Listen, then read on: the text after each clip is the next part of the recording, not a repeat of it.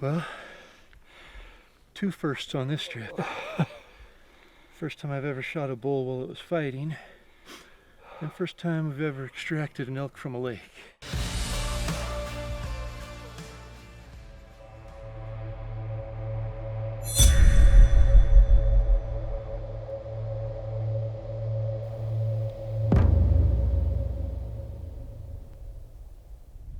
So confirmed 5 different elk is all. I almost do hope we see one over on that side. Just so we can be like, screw it, let's go over there. It can't get any. It can't be any worse. I don't know, man. That burn over there is bad. We'd have to find a way to get down there. Or maybe we just go straight through it. Dude, it seems like you get that strip of timber goes all the way down right here, doesn't it? Goes all the way to the bottom. Does this sound familiar, Ty? Thank you for being the voice of reason, Lenny. Remember last time? I have not forgotten. Oh, there's a little strip of timber that goes right down this. And this ridge goes all the way down. This ridge right here. No, we could get down this ridge. We just couldn't get back up. Which, getting back up could be important someday. I wonder what it's like down there. It seems like it's all timbery down there. Lenny's shooter today. And I'm gonna do some morning bugles. I'm gonna peel off this side, or I'll peel off whatever side, and we'll go 2 different directions, see if we can get something piping up. Aggressively piping up, not a one and doneer. Yeah. What's today? Oh yeah, day 3. Oh, is it only? Man, it's so weird that it's only day 3. Day 3. It's because you've taken years off our life, Tyler. Day 3, and today is the day. We're gonna so. find one.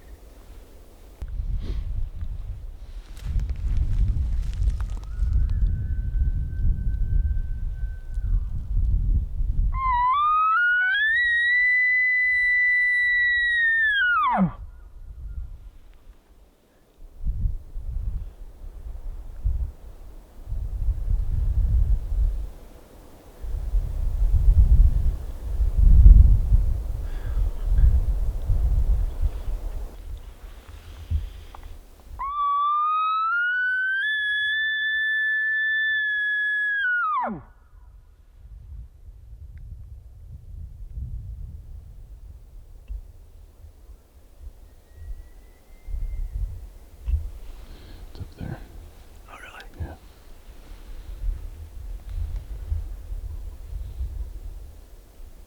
It's probably that same one from last night. Probably. Sounds like it's further. Yeah. Or at least down in a cut or something. Yeah, it sounds like it's farther away.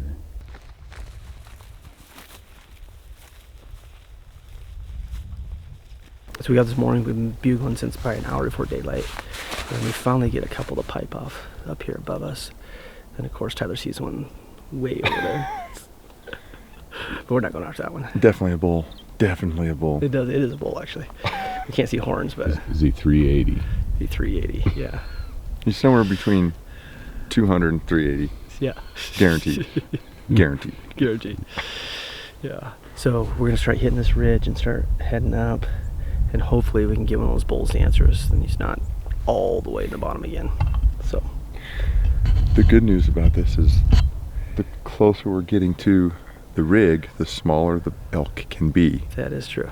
So Yeah. So every step now is closer. every step is 1 inch less, 1 inch less, 1 inch less.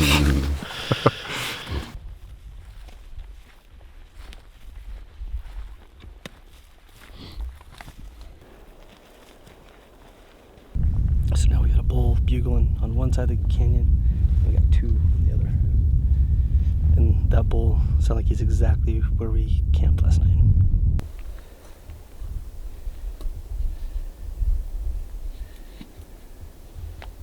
It's wide. Of course, everything looks good from the back.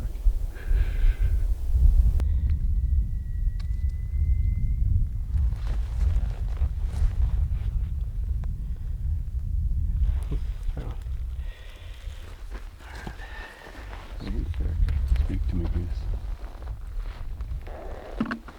Rolling. All right. We finally got eyes on a bull. On the one side that Tyler was bugling. He looks like he's a 6. Looks like he's got a cow with him. And he keeps... Which means he's a herd bull. It's a freaking herd bull. One cow. One cow. So, as we're going to go down there, we gotta figure out how though, because it's like reprod, deadfall, nightmare. Alright, we've got that bull. He's hitting pretty hard. And we've got eyes on him. He's got a cow. But the winds are wrong and it's almost impossible to get in the way we want to. So we're kind of watching him to see what he's going to do and see once the wind settled down if we got a plan. In the meantime, if we hiked over, we're going to kind of sound check this other side. Let's see what happens.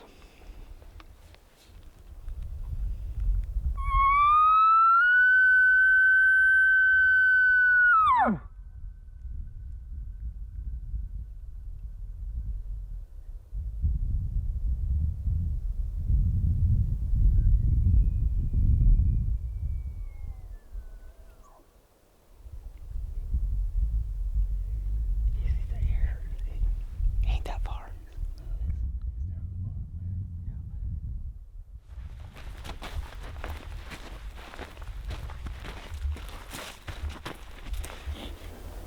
So every time we come in here, I have to find a magical antler. I found that broken old deer shed the other day and I forgot it. So luckily I was able to glass up another magic antler. So yeah, stuff will get shot today, no doubt. Be a good little raking antler too. And yes, I'll probably drag this around for quite a while until I find a brown one. Then I'll leave this one. Must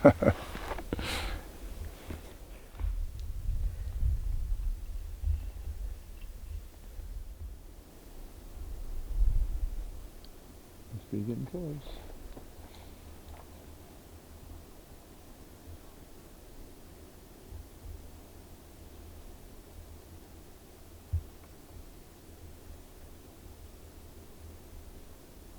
Funny, those other ones just go on up and left.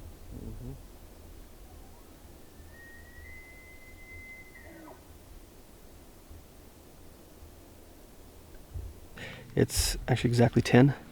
The one bull that has been sounding off so much, he's got one cow and he just keeps following her around. But she keeps dropping and dropping and dropping. And we've got another bull on this other side that kind of is giving us a growl or two, but not super aggressive. The problem is we all only have about 1 liter of water apiece. And so we've got to figure out, I don't know if we can go after this one if we don't have water, because we have no idea where water might be. So there's a really high spring. We're going to go see if there's some water in it. And if there is, that'll kind of open up our options. If not, we might have to go after this other one. And I'm curious how big he is, because I kind of want to go see. Truth be told. I mean, really, if we hunted that one, all we'd have to do is go 100 yards into the creek.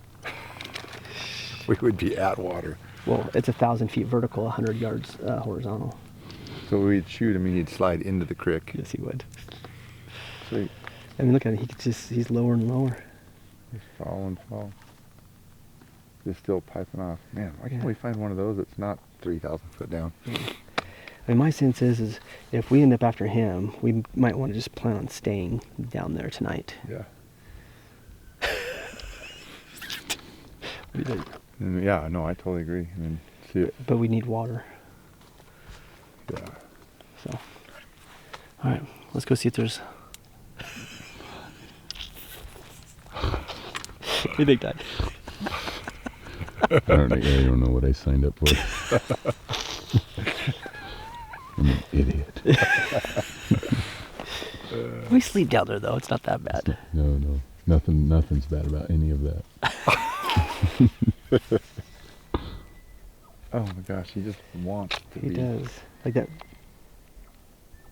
He wants to be shot. I know, so he's bad. so killable. No, maybe we can get this one just amped up. Yeah, I mean, the thing is we'll get up there, see if there's water, make a decision. If we want to, we can curl around the back of this, and I think we could be down that ridge in 20 minutes. Oh, super fast. Yeah. And it'd probably only take a friggin' hour to walk up it. Yeah, I mean, if the ridge isn't bad, that's true. Yeah. If it's Yeah. all deadfall, then we're hosed. All right, let's go.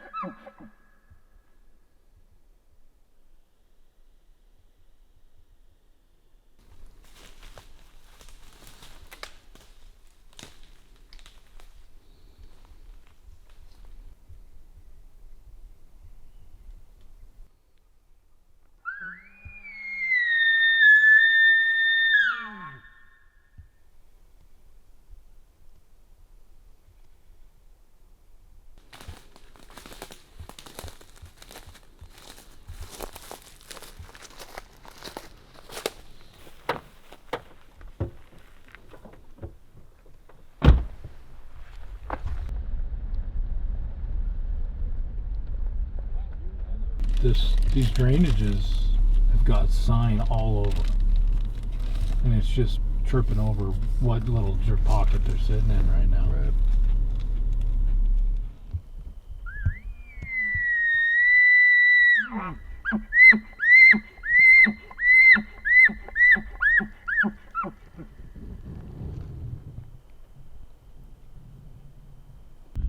Got an answer.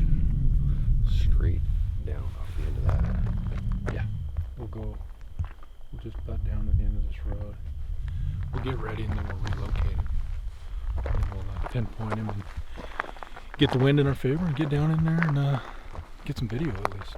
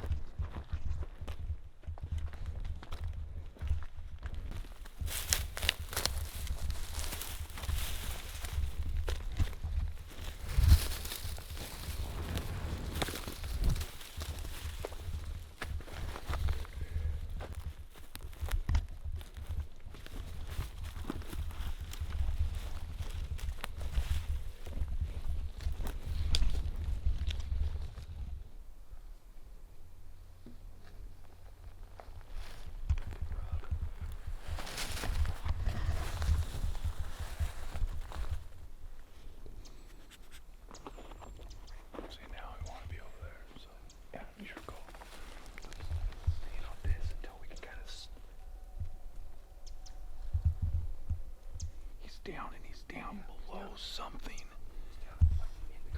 There's a ridge between us. So this is what you thought. That's probably. I just don't know what the wind's doing down there. If it's going down, we're gonna get hosed. But the wind up there was going that way. So that's the thing. Right now it doesn't feel like it's moving at all.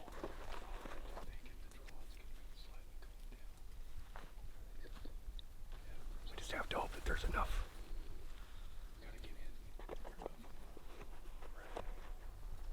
Yeah, right here. So let's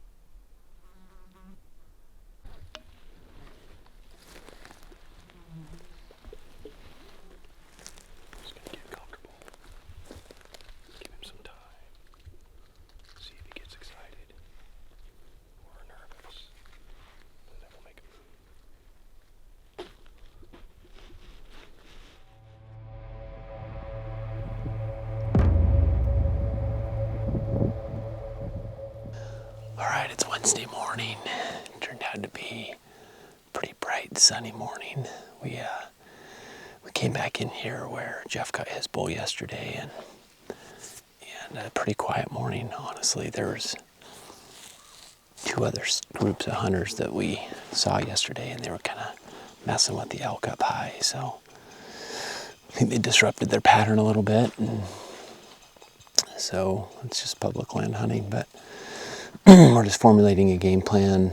Obviously, we got some meat we got to think about. It was pretty cool last night, so we may haul that load out. It's a long ways in here, but we may haul that load out and figure out where the next steps are. But just a quick update. Wednesday morning, we're still getting after it.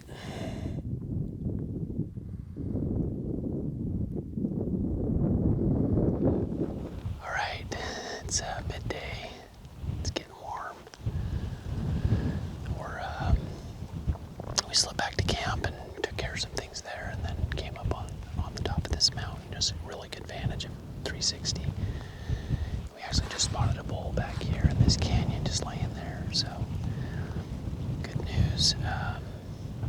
Elk were real quiet this morning, but we did find a bull bedded here, so we'll just keep an eye on him and see if we can.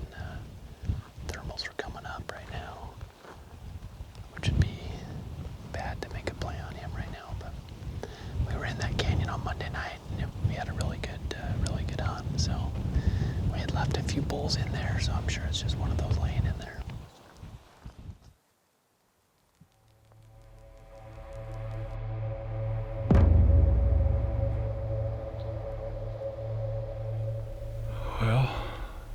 Well, that's a deep subject. The morning of day 3.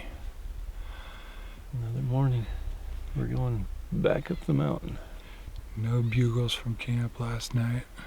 I think that night before opening was just kind of a teaser. Yeah, somebody planted a vocal elk. Got us all excited that there's going to be elk everywhere. I don't know why he's vocal and everybody else is answering him, and when we're vocal, nobody will answer us. Yeah. But he ran out of the country. I think he was the teaser elk. He runs the whole unit bugling, gets all the early season bow hunters excited. Then he disappears.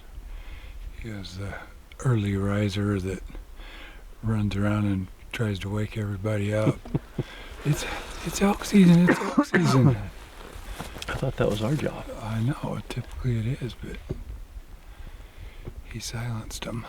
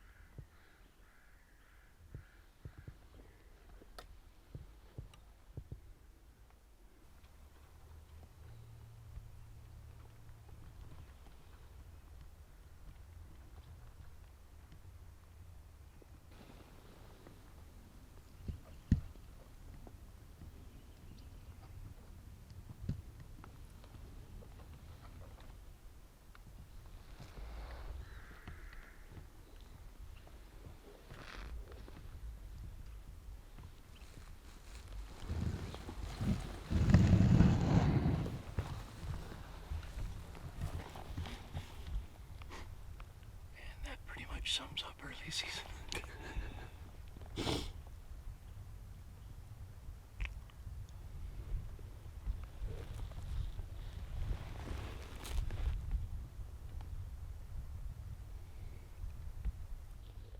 There's 4. I think the 4th one's a spike.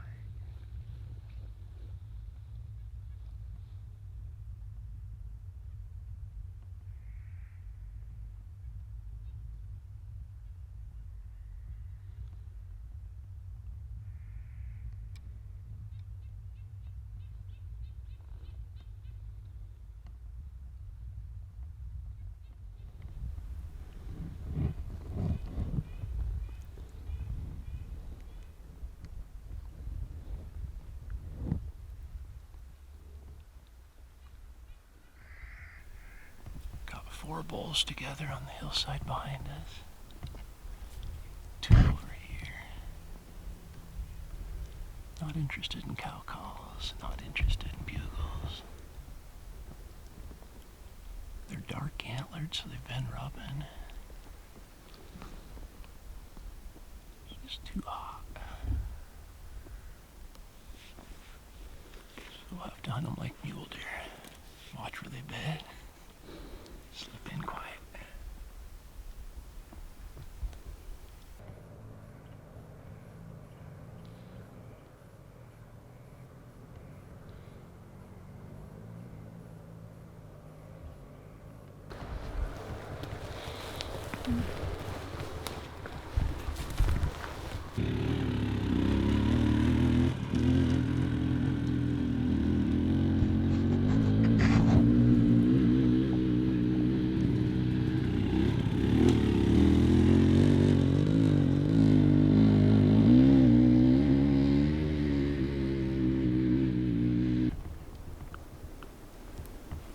Some motorcycles go by.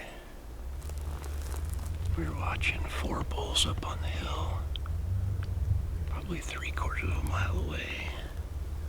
And as soon as they heard the motorcycles coming up the canyon, they took off sprinting across the hillside over the top.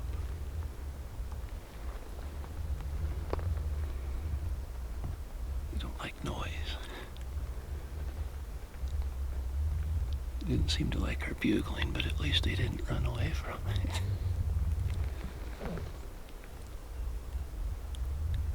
Not sure what we'll do now.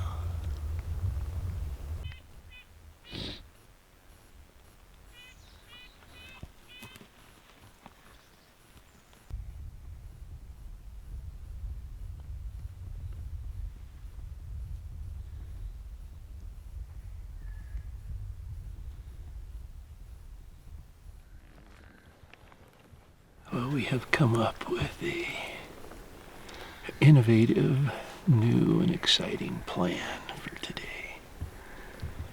We're going to find a water hole and sit there all day. There's just really nothing else we can do. Those bulls are all together still. They aren't talking. We could try to go slip in on them, but it's just so thick and dry. It's noisy. We just end up bumping them all day. So I think our only real option is to just go and sit at a water hole and just hope something comes in. Which it's bound to happen, but there's water holes everywhere, so trying to find the water hole that they might come into during the middle of the day is tough. If they're even moving around in the middle of the day. It's so hot during the middle of the day. Yup.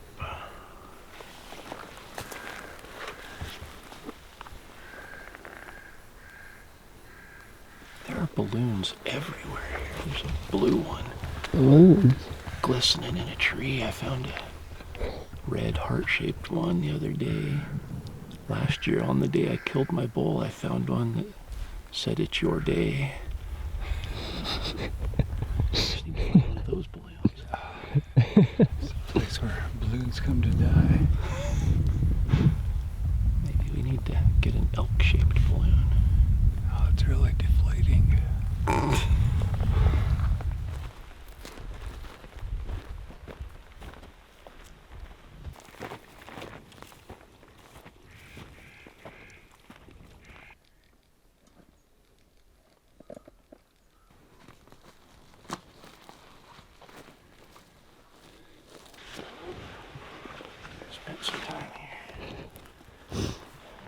some more.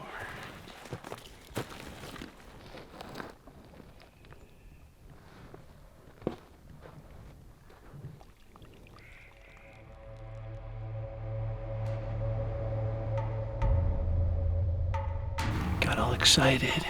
Had a bull bugle 3 times, answered us 3 times in a row. It's funny, elk hunting's either like easy or it's hard, and right now it's hard.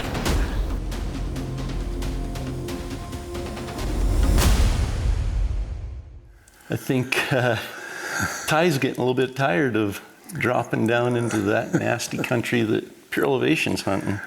Yes. I'm sensing a little less excitement coming from cameraman Ty than the optimism coming from Tyler. So Yes.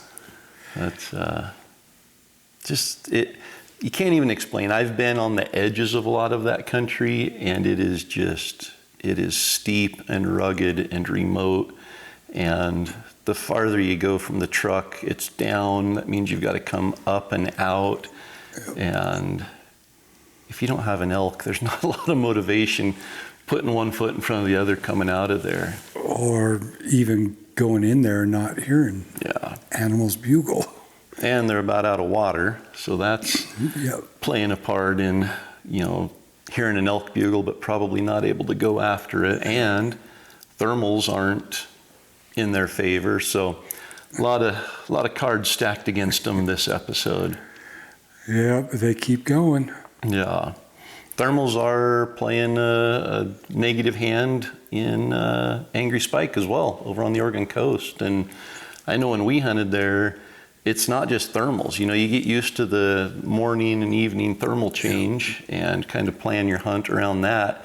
But you get over on the coast and you've got prevailing winds that sometimes you'll get a wind coming off of the ocean and it's blowing to the east all day. Or sometimes it'll be thermals in the morning going downhill and they'll switch and go uphill, and then all of a sudden a prevailing wind will come in and turn it side hill. So there's even more to contend with over on the coast than the normal thermals and wind that we preach about. And that's, I think, the strategy for success today that's brought to you by the Rocky Mountain Elk Foundation is just how to use the thermals and the wind to make an approach on elk. Not even, we aren't even talking once you get in close and have the static setup using the wind, but you've got to pay attention to the wind from the second that you locate elk until you get set up, and then obviously during the setup. I think we've preached it as being our number one most important thing, and always have that wind detector steadily running and knowing where you're going, not only where you're at, but where you think the elk are, or where you think they're going, because by the time you get over there, the wind's not going to be the same as it is where you're at currently. Yeah, if you're right there close to that transition time and the winds are going, the thermals are coming down the hill right now, by the time you get over there, it might change and be going up the hill. So you're dropping down thinking we've got good wind if we get underneath them, and then you get underneath them and the thermals change and blows him out of there. So not only what it's doing where you are, but what it's doing where the elk is, and not only what it's doing right then, but what it's going to be doing in 30 minutes or an hour, however long it takes you to get over there. It's just so important when you locate an elk, whether you spot it, whether you hear it bugle, to just take a second and think about what the terrain's like, what the thermals are doing, what the wind's doing, and use that to make the decision of how you get in. There's times we'll go clear around the backside of an entire mountain to come over on top of a bull that's bugling right up the hill above us there, instead of trying to take a chance and parallel up there and hope the thermals don't carry our scent over to him. It just never seems like that works out when you take a chance with the thermals. So utilize what the knowledge of the thermals and what the wind's doing to help plan how to move in on the elk. And that's, like Donnie said, I don't know that there's anything more important to know when it comes to elk hunting than a good knowledge of mountain thermals and how the elk use them and how we need to use them to get in close to elk. So that's our Rocky Mountain Elk Foundation strategy for success in this episode. And one thing we didn't have to worry about in this episode was the thermals. We didn't get a chance to get that close to any elk. Didn't get to apply them. We were sitting there waiting, trying to figure out whether to go forward on the 4 elk that were in front of us or turn around and go backwards towards the other elk. But we had some visitors roll through. Some intervention there. And, and that's, we certainly no fault of motorcycle riders. It's a motorcycle trail. That's what we use to get in there.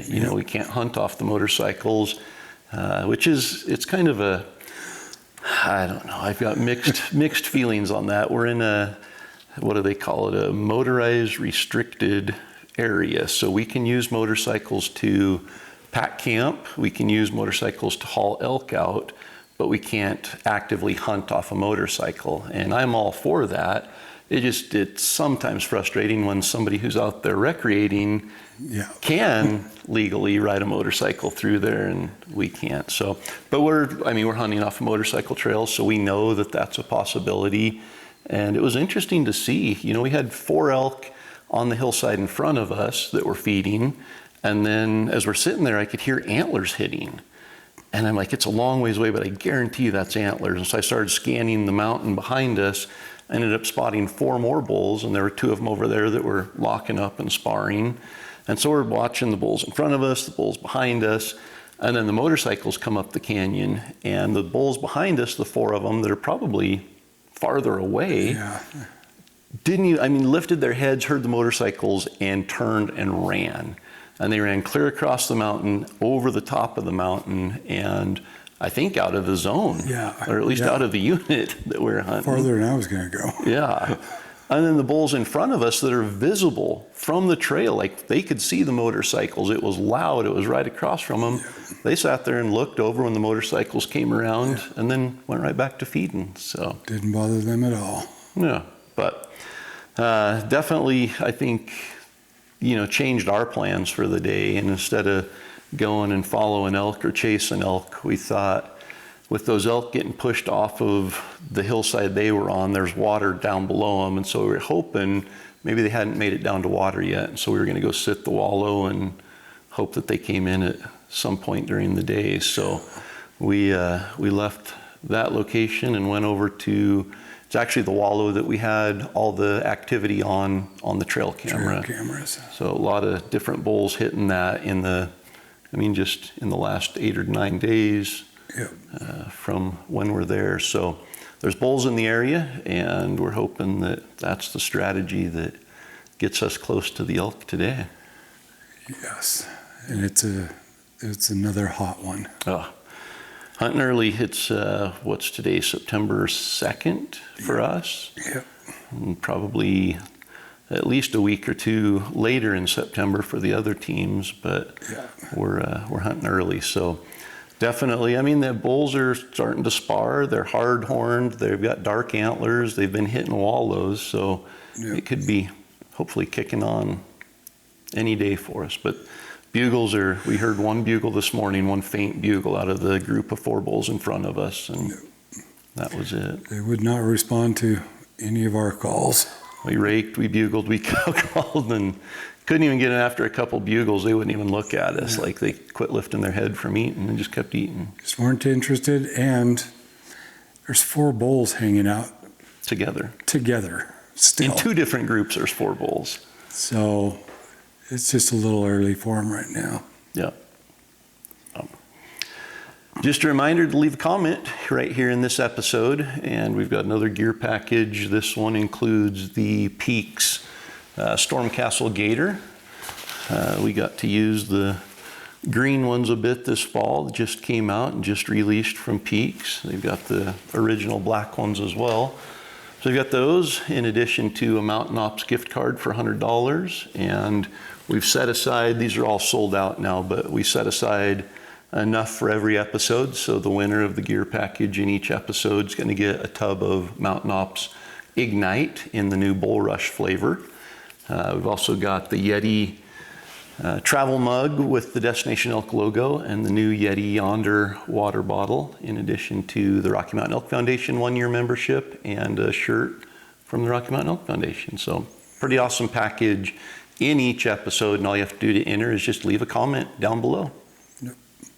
If you want one of the Destination Elk V5 t-shirts, they're available at peaksequipment.com, and you get entered for the big prize package of a lifetime. Yeah, the lifetime prize package of a lifetime. Yes.